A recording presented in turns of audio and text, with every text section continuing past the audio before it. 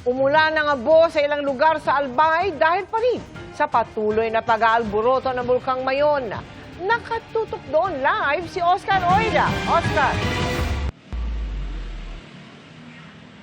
Yes, Mel, may mga namangha, meron din namang mga nabahala nang mangyari kagabi ang ashfall sa ilang lugar dito sa Legazpi. Kung hindi nakatalukbong, nakapayong ang mga taga-barangay Rawis dito sa Legazpi City, Albay kagabi.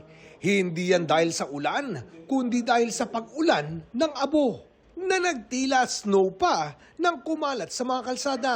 Pakunti-kunti lang siya, parang snow. Parang may napasok din dito sa lalamunan ko paglabas ko nung nag-video ako. Naubo ako.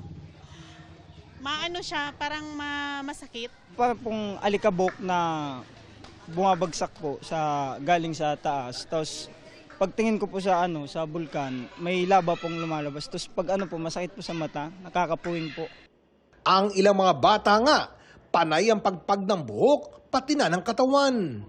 Natakban din ng abo ang mga upuan ng mga motorsiklo at iba pang mga sasakyan. Biglang bumagsak yung usok ng yung abo. Takbuhan sila daw sa loob ng bahay. Basta yung naglalaro doon sa sa pawa. Sabi niya ang damit ko puti. Pag-uwi ko itim na. Hanggang kanina, di pa rin maubos-ubos ang abo sa tindahan ni Jose. O bumabalik. Kanina pa akong punas ng punas tapos ginaganyan ko. Hanggang ngayon meron pa? Mayroon pa. Mababakas pa rin ito sa mga tanim, lalo na sa mga nakaparadang sasakyan. Sa may barangay 52 Matanag naman, tila niebe ang itsura ng mga bumagsak na abo. Nagsimula raw ito pasado alas 8 ng gabi at tumagal ng humigit kumulang 1 oras.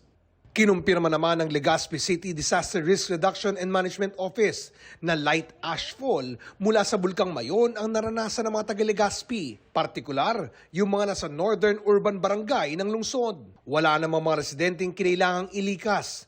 Sa datos ng PHIVOLCS, nakapagtala ng 13 volcanic earthquakes, 340 rockfall events at 45 pyroclastic density currents o uson sa nakalipas na 24 oras. Samantala, paalala ng mga otoridad sa mga apektado na manatili na lamang sa loob ng bahay at gumamit ng N95 face mask o kaya'y basang tela na malinis para ilong kung kinakailangan. Mel?